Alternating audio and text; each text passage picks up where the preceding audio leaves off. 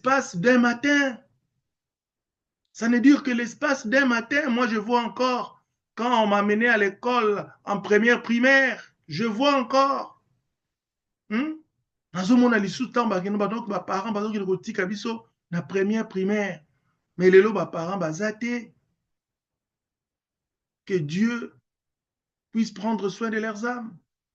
Mais je vois ça comme si c'était hier. Mais regardez comment le temps passe. Et là, c'était 2024. Nous sommes aujourd'hui en 2025.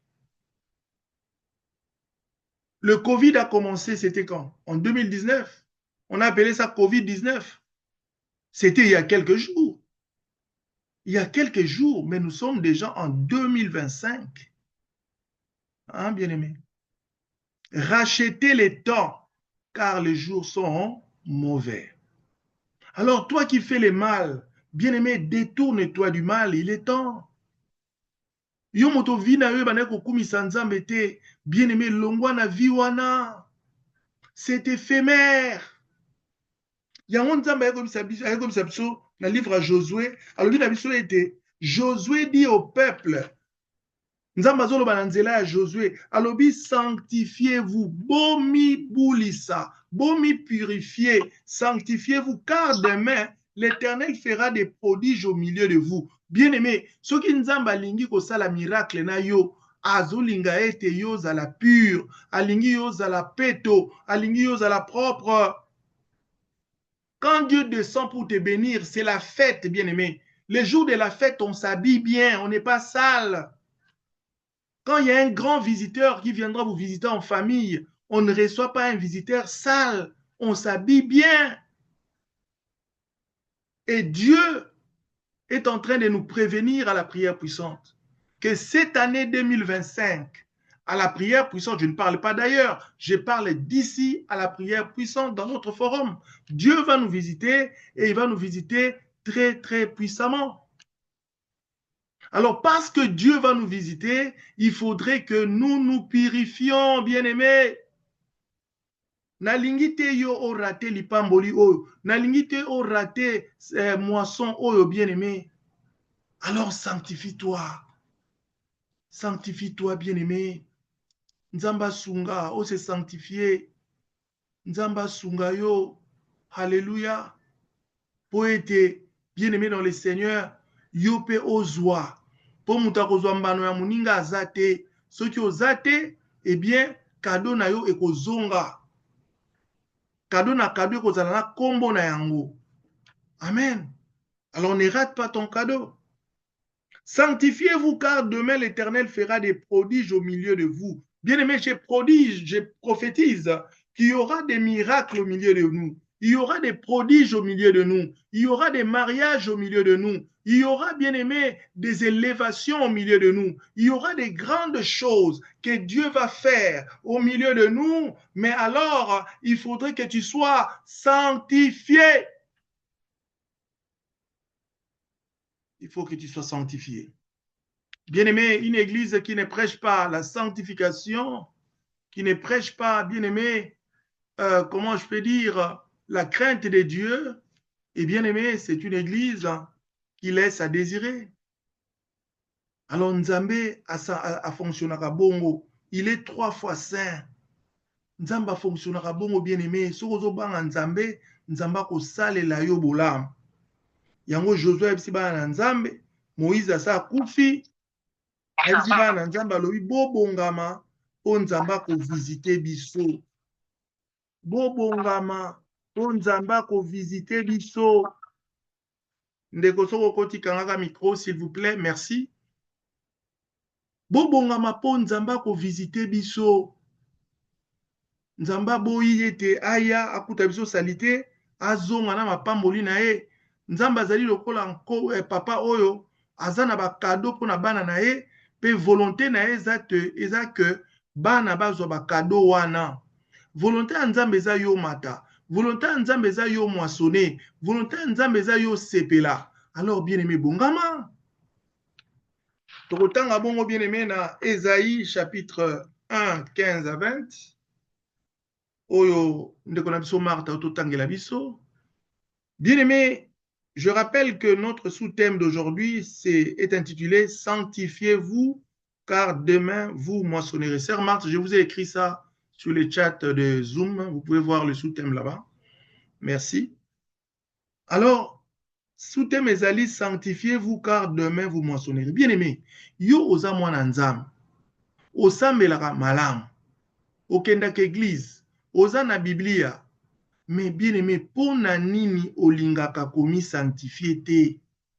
Pona nini okimaka masumu te? Pona nini oboyaka mabe te, bien aimé? Nde likambo nzambe ayeli lelo, nde likambo nzambe aye kotaliso na tongwa lelo. Sanctifiez-vous, car demain vous moissonnerez. Dieu n'a pas besoin de ces chrétiens charnels-là qui fréquentent les églises, qui fréquentent des forums de prière, mais qui en réalité sont des païens. Qui en réalité sont des païens bien-aimés. Dans ces cas-là, vous passez votre temps. Ozolekisa ntango na yo. Zala na mokili kuna sala ambiance na yo. Bina bandombolo na yo. Hein? Ozolekisa ntango no pamba. Tokotanga Ésaïe chapitre 1 verset 15. La Bible dit, quand vous étendez vos mains, tango botombolaka maboko na bino, je détourne de vous mes yeux, na longolaka misu nanga. Dieu est 3 fois saint. Bien-aimé, mi talaka. Talaka âme na yo jour et nuit. Mi talaka na talatala. Est-ce que nazo tambola bien? Po ete tango kotanda maboko no na likolo na prière puissante, nzamba tala yo en face, nzamba tala maboko wana, pe ba kotondisa ngo na mapamboli. Quand vous étendez vos mains, je détourne de vous mes yeux. Quand vous multipliez les prières, je n'écoute pas. Vos mains sont pleines de sang.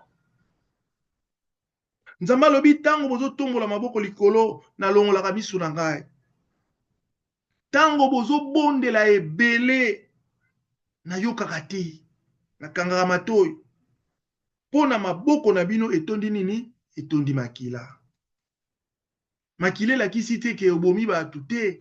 Makile lakisi masumu.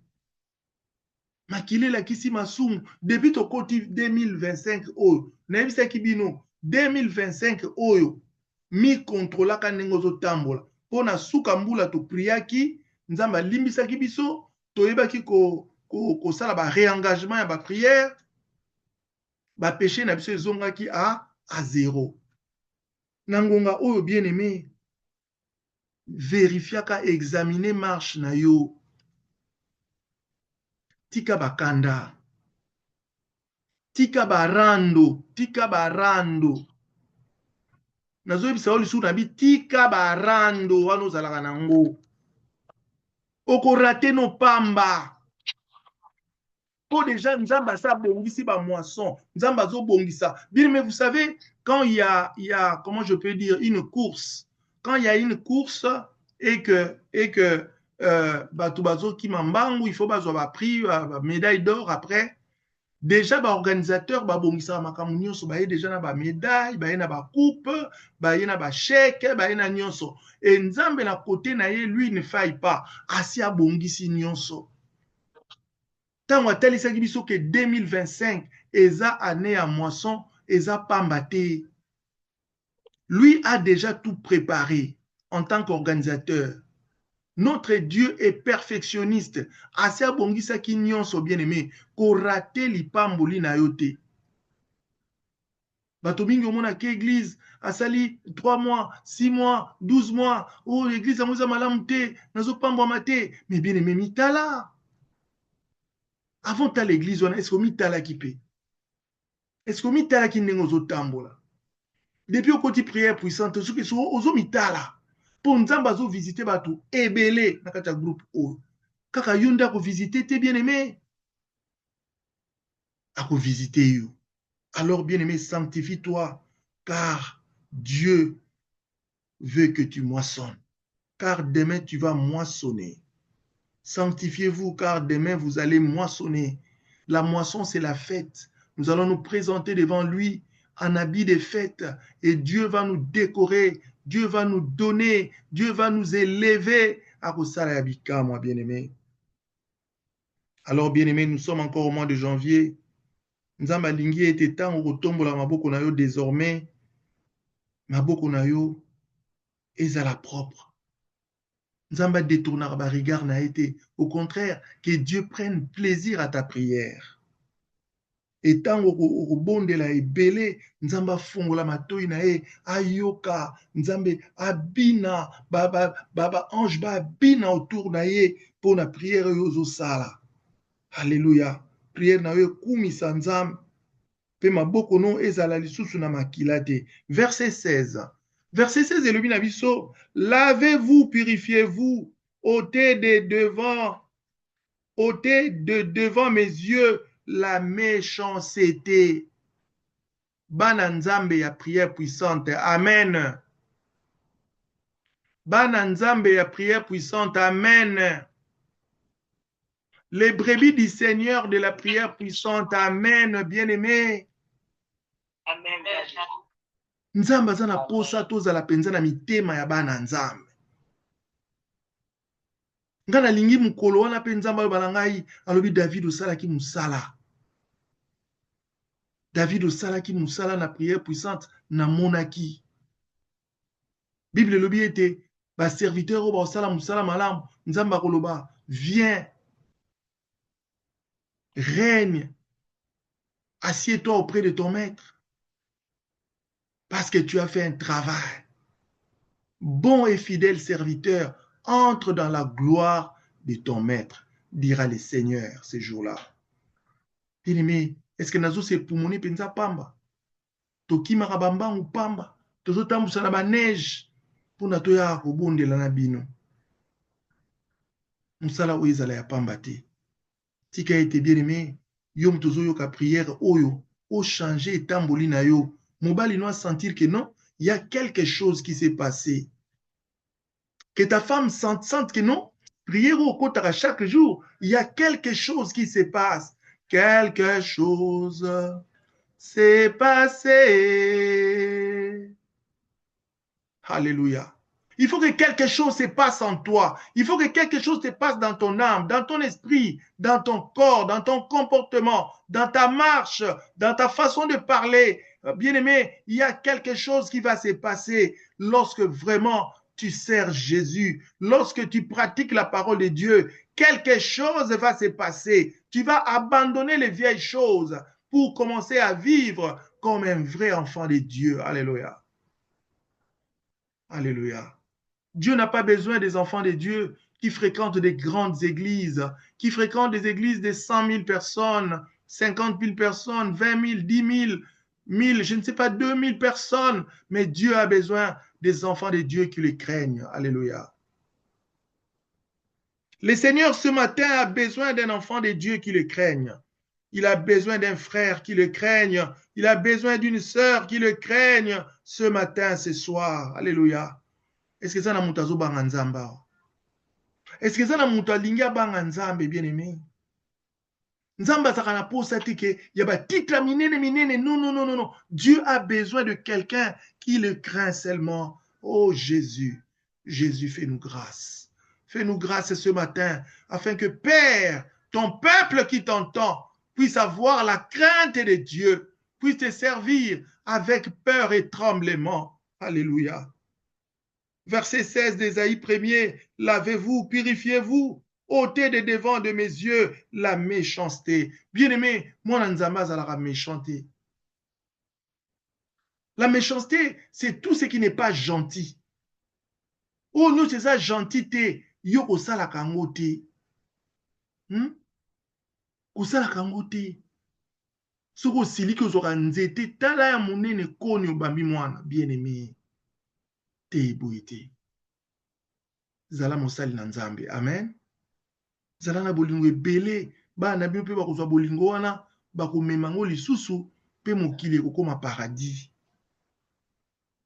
Nzambe alobi na biso alobi ôtez de devant mes yeux la méchanceté de vos actions. Bien-aimé, kozalaka méchanté, kozalaka méchante te. Soko otomboki makambo osalaka donc tokondima kutu teke yo moto tosambelaka na yo. Tika biloko wana ezalaka yo te. Eza milimo misusu oyo ezo contrôler yo sans effet nango au nom puissant de Jésus. Sans effet nango. Hein? Ôtez de devant mes yeux la méchanceté. Nzamba a besoin, tous en action, il y a la méchanceté. Osa fiancé nandeko. La Bible dit que ton oui soit oui, que ton non soit non. Osa la mobali, osa la moi, si tu es fiancé, on dit ma fiançaille, wana. Présentation, c'est salama. Vous savez la présentation, pas par parents, vous savez la présentation d'église. Mais un matin comme ça, au vandi na yo, allez, au boy moi wana. Bien aimé, c'est méchant. Un matin, au vandi na yo, pour ndeko moko autaki Angola, ndeko moko autaki Poto, ndeko moko autaki soki wapi, soki Chine, alingi yo na libala, okimi kote kuna ba présenta yo, olandi okuna. Olandi okuna. C'est méchant. La Bible dit, ôtez de devant mes yeux la méchanceté de vos actions. Yango moni nzamba zo tambola lisusu na biso te. Parce que nos actions sont méchantes. Si vous avez un tiki kuna, olandi okuna. Kuna si olandaki nzoka, mutango baza na mwasi na ye. Nzoka mutango baza na mobali na ye. Ozangi partout. Bien aimé, keba ozanga partout. Je suis un prophète de Dieu. Keba ozanga partout. Osimbi koto, okokende wapi, bien aimé. Que ton oui soit oui, ôtez de devant mes yeux la méchanceté. Quand on va linga kyo babaki linga na makasi te. Soki muta lingyo bondela nzambe. Soko moni ko sepelo na yete za lisu muto le sœur frère en tout cas merci hein. Vraiment na bondela. OK pour bondela nzambe apesi réponse OK no kaka bongo. Eza na mo lisu muté. Eza na mo lisu muté. Mais pour nani kozala méchante, pour nani kozala méchant. Eza kaka pona wana te. Ndeko apesa ki mbongo ah ndeko yo mtuzo kende Brazza, yo mtuzo kende Nigeria, yo mtuzo kende soki Turquie, yo mtuzo kende boy. Zwa sa makuta oyo sombelanga eloko boy. Bando zwa mbongo wana. Ndeko akoma abenga. C'est de la méchanceté.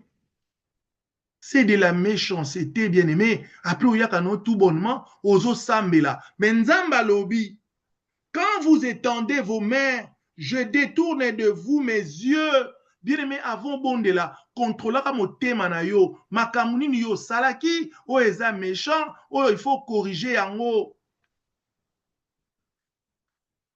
Ah, tu as robeta ma sapotin. Tu as kotanga Biblia pe ko sambela.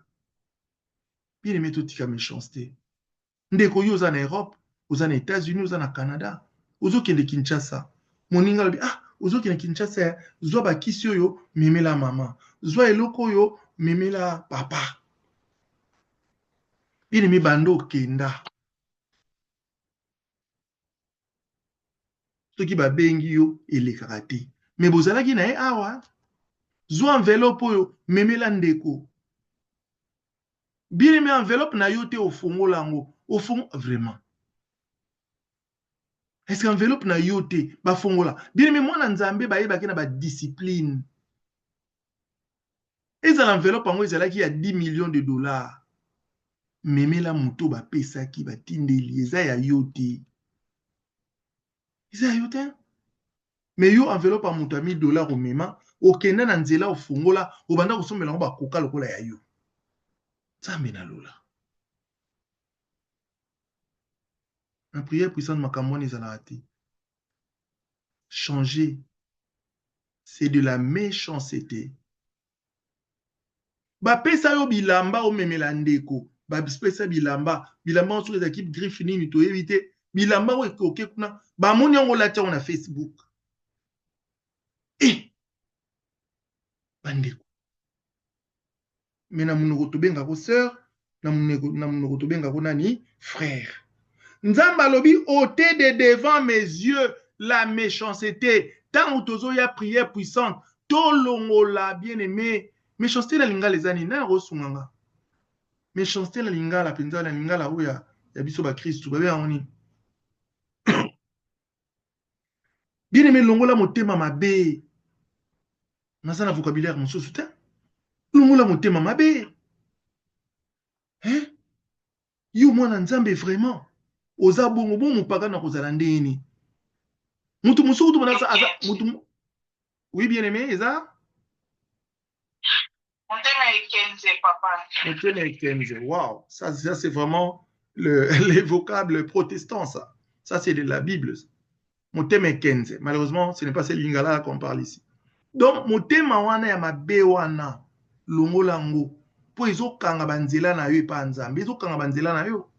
Yo ibimaka nzambe abongisi yo en 2025. Nzambe alobi na biso na prière puissante, vous moissonnerez, boko buka, boko récolter. Oyebi oyo nzambe abongiseli yo te, nozokanga banzela na yo. Ozokanga banzela na yo. Tika méchanceté, nazo répété yango bien aimé en tant que prophète de l'Éternel. Tika méchanceté, ezalaka pa ya bana nzambe te. Tika méchanceté. Yo mama likelemba, bosala soko likelemba, soko ndenge nini. Bien aimé, nazo sakola, nazo sakola, ezui. Oza mama likelemba. Bato balia, yo lia, ndeko wana tikala, alia te, bolia mbongo na ye. Aloba te. Asenga te, bandeko. Bongo na ngai. Bokoma bokosele na makambo. O te ye mutazabo, nzoka za na raison na ye. Bien aimé, totika méchanceté. Nzamba lobi, longo la méchanceté na misu nanga. Nzamba za na posa komona méchanceté na misu na ete. Parce que méchanceté wana, ezokanga banzela na yo. Ezokanga banzela na yo. Lavez-vous, purifiez-vous. Ôtez de devant mes yeux la méchanceté de vos actions. Cessez de faire le mal. Botika kosala mabe bandeko. Hein? Botika kosala mabe. Botika ngai nzamba tinenga bongo. Botika kosala ata mutu wana sala ko mabe. Je répète, ata mutu wana sala yo mabe, ce n'est pas une occasion pour na yo zwa visa ya lifelo. Olandinga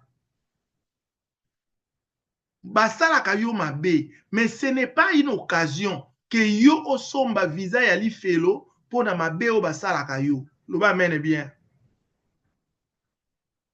Bible lobi bato bakolala bato bibale na mbetu. Moko akokende lola, moko akotikala. Bato bakozala na bilanga bazosala. Moko akelola, moko atikali. Sikoyo yo pona ba mutu o aza pembeni no azalaka ne mabe. Mutu aza pembeni na azo mene vidure. Yo pe sikoyo olingi ozongisa. Bokokende lifelo. Bokokende lifelo bino mibale. Nzambe mibeko nezalaka makasi. Nango bien aimé nzambe ayeli biso lelo na sous-thème na ya lobi sanctifiez-vous car demain vous moissonnerez. Okobuka ebele lobi.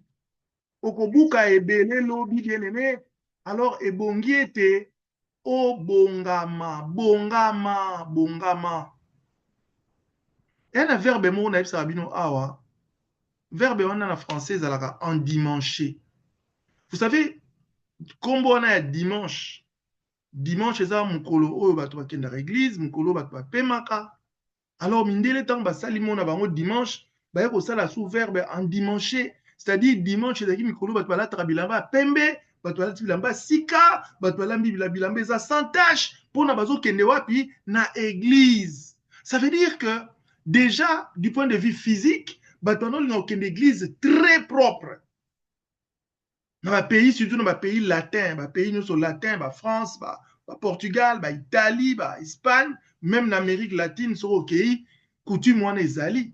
Dimanche, on va parler pembe, bikoti, banini, pour bazo kende wapi, ndako ya nzambe. Bazo laksak, ete baza pur.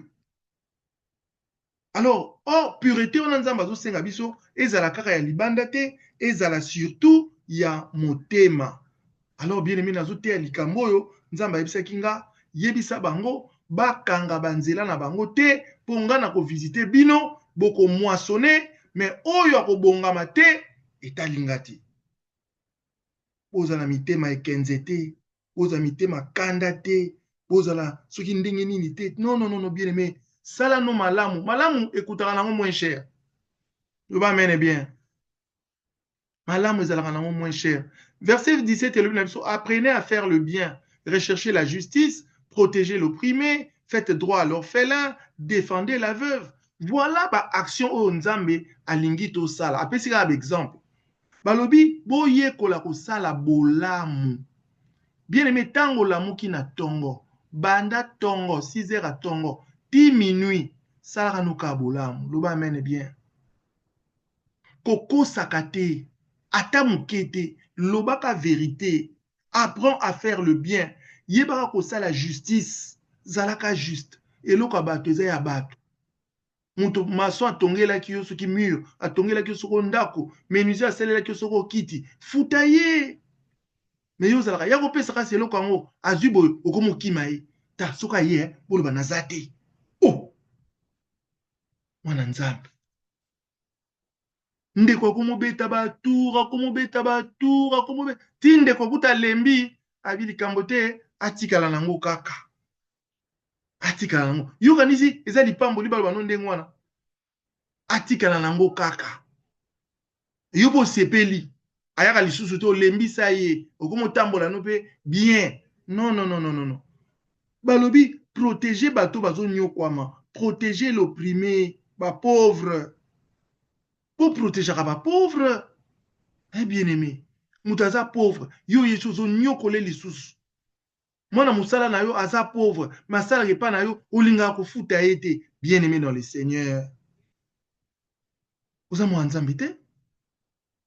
Mwana Nzambe ko azalaka mutema mawa.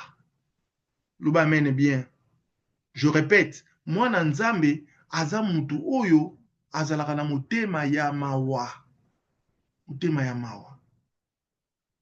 Mwana Nzambe azalaka na mutema mawa, bien aimé dans le Seigneur. Zalaka na mutema ya mawa. Ote kozala lokola Jezabel na mobali na ya kabte bazalaki bato anko. Jezabel azaki na nko moko ya kosakana te. Parmi les 3 mauvaises femmes de la Bible, Jezabel azali na mwana na ye paza na kati ya mwasi. Bazalaki bato mabe. Bien aimé, kozalaka mabe na se ya moi te. Parce que Nzambe so Nzambe alobi asala nko okamwa. Nzambe so alobi asala nko kokamwa. Bien aimé, lingaka ozala muta mawa, lingaka Nzambe considéraka ba action na yo malamu, motema na yo malamu, Nzambe amona kango. Soki bato bazosala mabe likambo te. Yesu mpe basalaki mabe te. Mabe oyo basalaka biso, basala na bango problème eza te. Bato balingi banyokolaka biso, bato balingi bafingaka biso, même biso basala Nzambe. Il y a des gens qui m'insultent. Muta fingi yo. Nana oyebisaka gloire à Dieu. Mais yo finga na yo. Mais yo yeba alliance na nga na Nzambe te. Yesu afingama, Yesu abetama pona yo nanga tobengama bana na Nzambe. Alors bien aimé, na tongo lelo na poko lelo, Nzambe alingi ete tosalaka kaka bolamu, tosalaka justice, toyokelaka ba pauvre mawa, alobi faites droit à l'orphelin.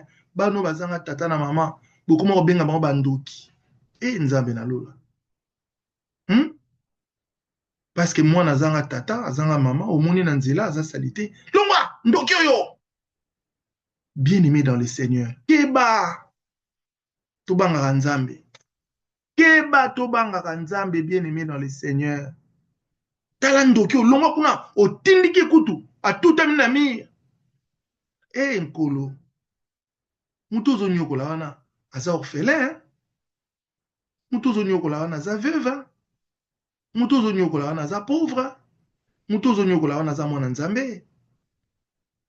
Oyebi lobi na yo te. Oyebi pe lobi ya bana na yo te. Bien aimé, bongisa banzela na yo, bongisa Nzambe apambola yo. Balobi na biso awa, faites droit à l'orphelin, zalaka muta mawa, na muke oza nango, zalaka mutu ya mawa. Défendez la veuve, pour défendre la veuve. baveve baza mikolo oyo bakufela mibali, mikolo oyo babala te, baumela, baza na kati ya pauvreté, baza bato oyo futa okelaka mawa. Alors, dans verset 18, venez et plaidons. Nzamba alobi boya boganga, dit l'Éternel. Si vos péchés sont comme les cramoisis, ils deviendront blancs comme la neige. S'ils sont rouges comme la pourpre, ils deviendront comme la laine. Bien aimé, Nzamba eko condamné yote. Évangile à Jésus-Christ, excuse.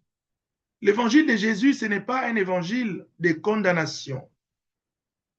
Mais c'est un évangile bien aimé, oyeyaka, pona e racheter ba na nzambe. Pona ezongisa biso na nzela. Nebisaka bino ntango nzambe ayaka na eloba na ye, ayaka te pona kote ya yo, ayaka kote ya yo na nga. Amen. Ayaka kote ya yo na ngai. Alors nzambe alobi to ganga epai ya nkolo. Ata masumu na biso ekomaki rouge lokola ngola. Nzambe alobi akokomisa yango pembe lokola pembe. Lokola pembe oyo bakomelaka na classe. Abiso ezalaki rouge lokola pourpre ekokoma pembe lokola laine. Alors bien aimé, kotala mabe oyo osala te. Nzambe aye kojuge yo te. Yesu aye kojuge yo te. Aye kopesa yo occasion oyo bakose repentir. Aye kopesa yo occasion o confesser. Nzambe alingaka mutu oyo atubelaka masumu na ye pe atikaka yango ayambolaka se repentaka. Mais si toi tu décides de vivre dans la méchanceté, de continuer à être méchante, de continuer à être méchant, c'est ton problème. Mais nzambe alobi soki masumu na eza rouge lokola ngola na tongo lelo alobi belela ye. Belela ye ya kozala avocat na yo, akolimbisa yo pe okoma pembe lokola laine. Verset 19 et le même chose, si vous avez de la bonne volonté et si vous êtes docile, vous mangerez les meilleures productions du pays. Alléluia. Bien-aimé, nzamba totalisa biso ete na 2025 oyo tokolia meilleure production du pays. Tokolia meilleure production du pays. Bien-aimé, nzambe posa na ezalaka pesa yo meilleure production du pays. Et loko ya malamu ya mboka wana, nde nzambe alingaka pesa yo. Alléluia. Mais condition ezali kaka, bien-aimé, maboko na yo sokola yango. Maboko na yo koma pembe, longola motema kenze, longola méchanceté na motema na yo, salaka bolamu, nzamba ko salelo pe bolamu.